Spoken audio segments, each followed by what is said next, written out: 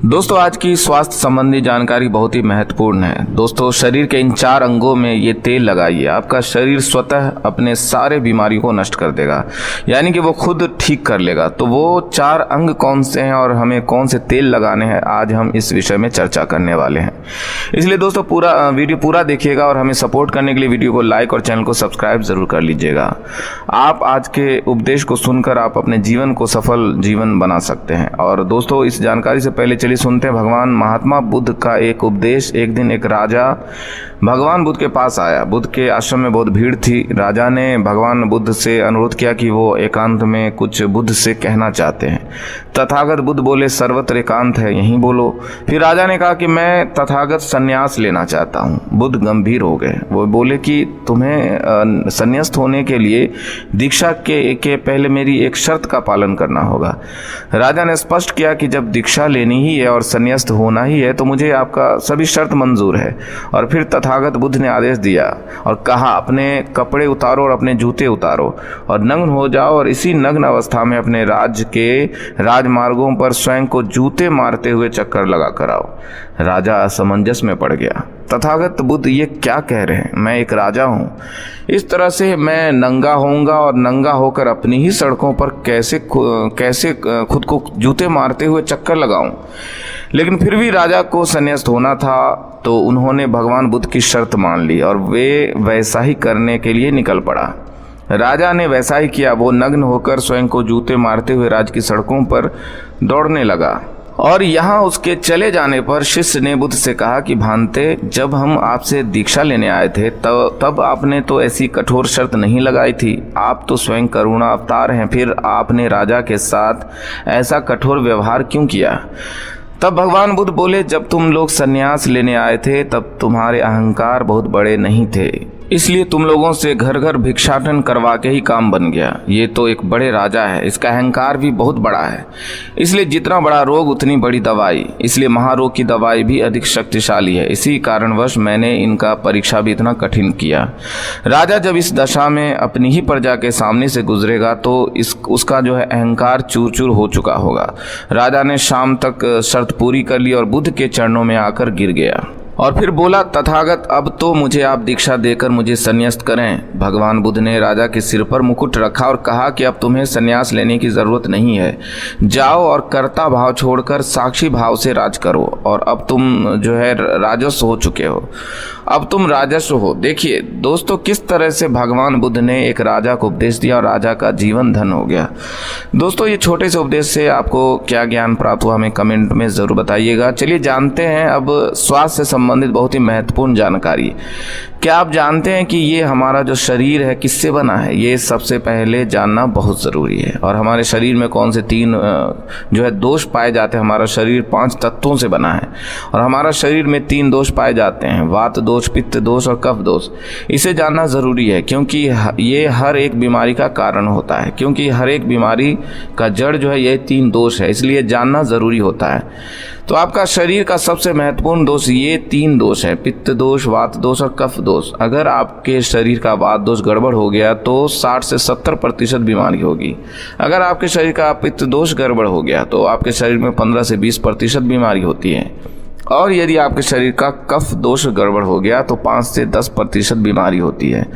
अब इन तीनों प्रवृत्ति हमारे शरीर में कब से कब तक रहती है? जब हम जन्म से बाल्यावस्था में रहते हैं, यानी जब हमारा जन्म होता है और 14 साल की उम्र तक हमारे शरीर में कफ प्रवृत्ति ज़्यादा होती है। इस समय कफ ज़्यादा बनता है, ये प्रकृति की देन है। कफ इसलिए बनता है क्योंकि हमारा शरीर ग्रो करता है। कफ बनना ज़रूरी है क्योंकि ये कफ हमारे शरीर के बहुत ही महत्वपूर्ण अंग है।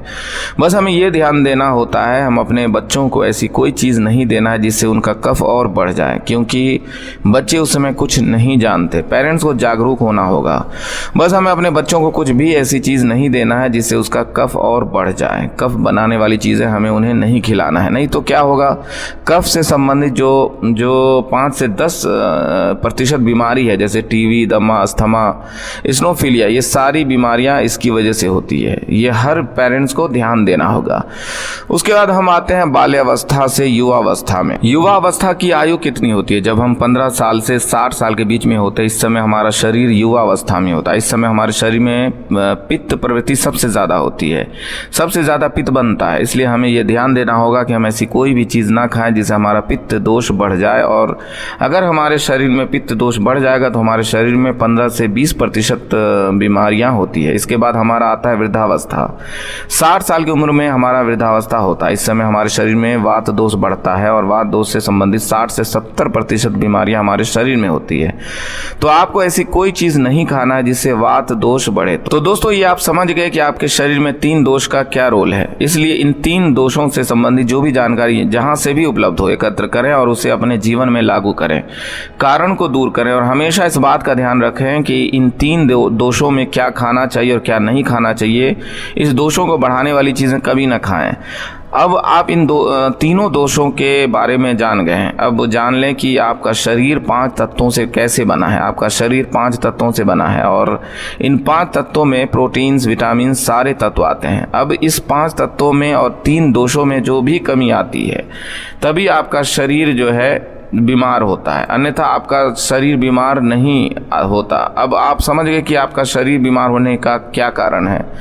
जैसे कुछ लोग रोते हैं, भगवान ने हमें ये कष्ट दे दिया, भगवान ने हमें ये बीमारी दे दिया, हमें गैस्ट्रिक अल्सर हो गया, हमें थायराइड, ब्लड प्रेशर और शुगर हो गया है। क्यों हो गया? भगवान ने नहीं दिया, आपने खुद पाला है।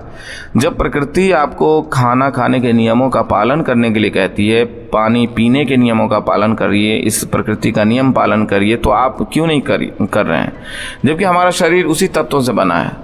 प्राकृतिक तत्वों से ही तो बना है हमारा शरीर भी, पानी से ही तो बना है, खाने से ही तो बना है, पोषक तत्वों से ही तो बना है। ये सारे नियमों का आपको पालन करना होगा। अब जब ये हमारा पित्त दोष कह रहा है कि ये चीज़ नहीं खाइए, ये पित्त और बढ़ेगा, तो आप उसे क्यों खाते हैं? पिज्ज़ा, बर्गर आप क्यों खाते हैं? चाय आप क्यों पीते हैं? चीनी आप क्यों खाते हैं? मैदा आप क्यों खाते हैं?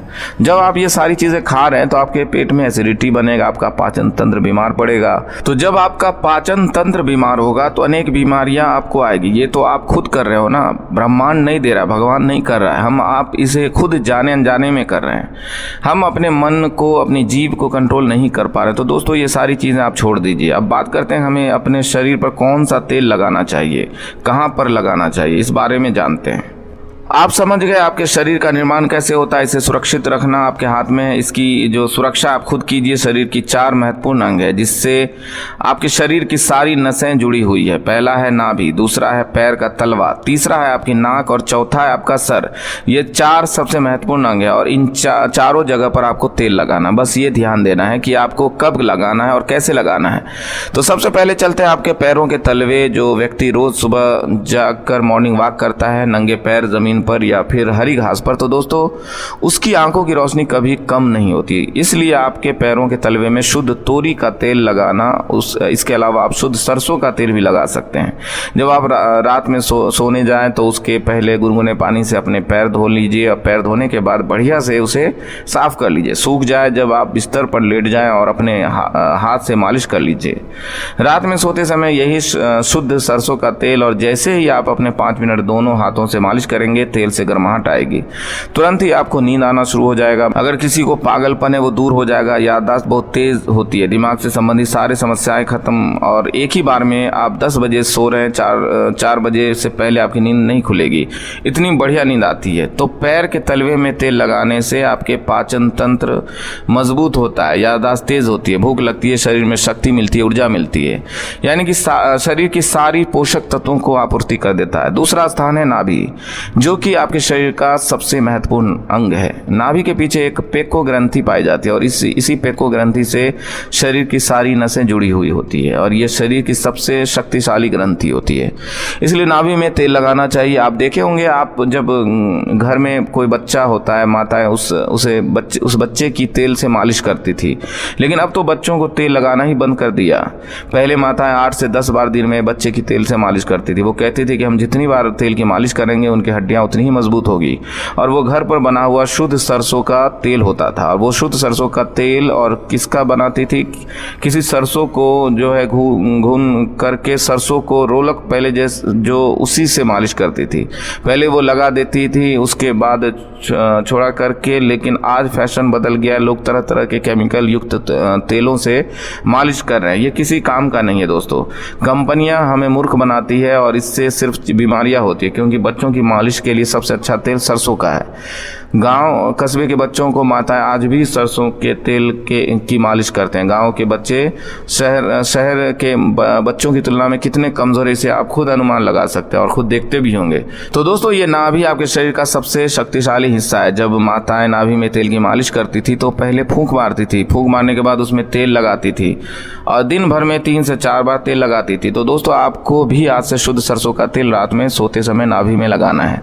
और जब आप नाभि में तेल लगाते हैं तो इसके क्या फायदे होते हैं, आप ये जानकर चौंक जाएंगे। पहला फायदा, आपको अच्छी नींद आएगी। दूसरा फायदा, दिमाग से संबंधित कोई भी समस्या नहीं होगी। तीसरा फायदा, आपका पाचन तंत्र मजबूत होगा। चौथा फायदा, आपको भूख बढ़िया लगेगी। पांचवा फायदा, आपके शरीर का सारा दर्द दूर हो जाएगा। छठा फायदा, आपकी आंखों की रोशनी बढ़ जाएगी। यानी कि शरीर के हर एक अंग के लिए फायदेमंद है।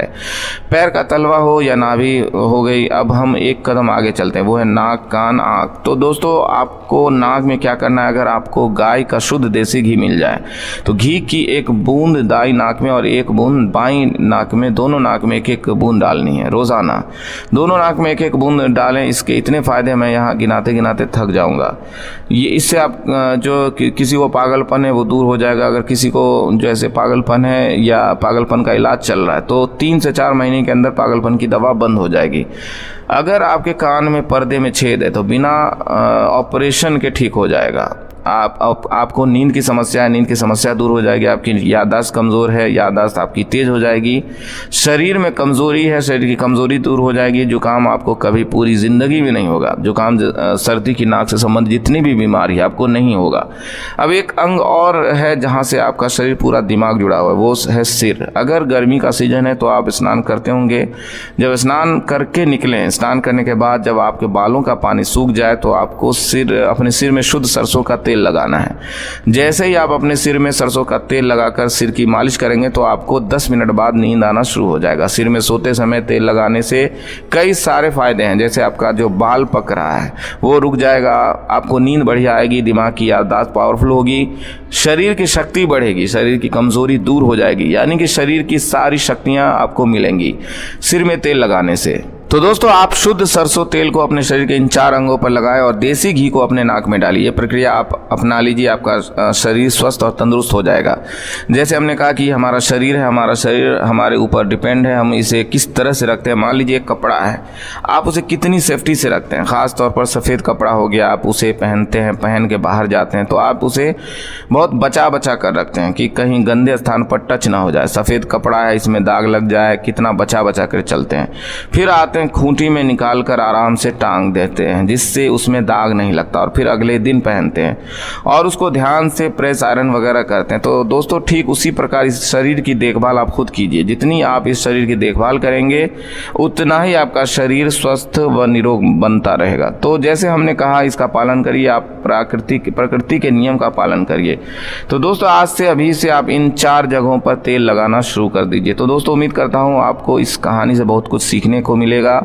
ये कहानी आपको कैसी लगी हमें कमेंट बॉक्स में कमेंट करके ज़रूर बताइए और इस वीडियो को लाइक भी ज़रूर करें और साथ ही इस वीडियो को अपने दोस्तों के साथ ज़रूर शेयर करें ताकि उन्हें भी इस कहानी से कुछ सीखने को मिल सके। ऐसी प्रेरणादायक और बुद्ध की स्टोरी सुनने के लिए हमारे चैनल को सब्सक्राइब करके बेल आइकन ज़रूर दबाएं ताकि आने वाली वीडियो की नोटिफिकेशन आपको मिल सके। इस वीडियो में बस इतना ही, मिलते हैं अगली वीडियो में। जब तक अपना ख्याल रखिएगा, धन्यवाद।